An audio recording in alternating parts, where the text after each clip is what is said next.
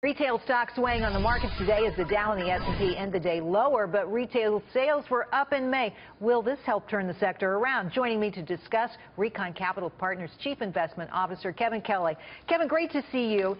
Is there any hope in the offing for retail? Yeah, there is a lot of hope, because if you go back to 2000 to now, look at the sales of non-store retail. They're up $35 billion. Department stores are down $7 billion in sales. So right now we're in a dynamic where consumers want an experience. So if we start to look at the companies that are succeeding, they're offering those types of experiences, whether you can go out and get a yoga class or you're doing something. That sounds so head casey, but now that I think about it, I know exactly what you're talking about. Yeah. Gap's Athleta does this. They have programming inside the store, so you might go and take a yoga class and buy their clothes while you're there. They have to do so much to get you in the front door. But tell me what you make of what was really a decline in retail sales, the sector down 1.8%. Is it only the onlines that are going to come forward here? Yeah, it's pretty interesting when you look at what happened in the first quarter. We had one of the worst consumer spendings, but then we saw it pick up this latest reading that came through, and that's actually encouraging. But the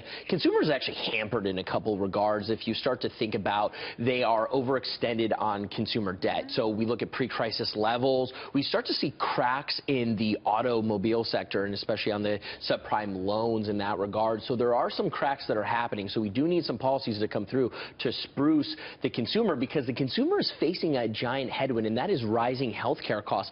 17% of the GDP. If you're looking for help from the federal government, you can just forget about it, because we're not going to get tax reform or health care anytime soon. Let's talk, though, for a second about what retailers do you think might actually go belly up? Because we've seen some of them have absolute tough times and go into bankruptcy. Are more to come? Yeah, you're starting to see the smaller retailers. You've even seen kind of fashion-forward companies like Vince. They're a penny stock now. They're not doing well. Some people look at like True Religion, jeans, and things like that. You won't see the department stores go, because they've already made the investment in the omni-channel, in the e-commerce, even Target. The omni-channel. Yeah, the omni-channel, right? But they had so long to do it, and they're still falling behind. But you want to look at defensible companies, right? Let's talk about Lululemon and Home Depot. I know they're favorites of yours.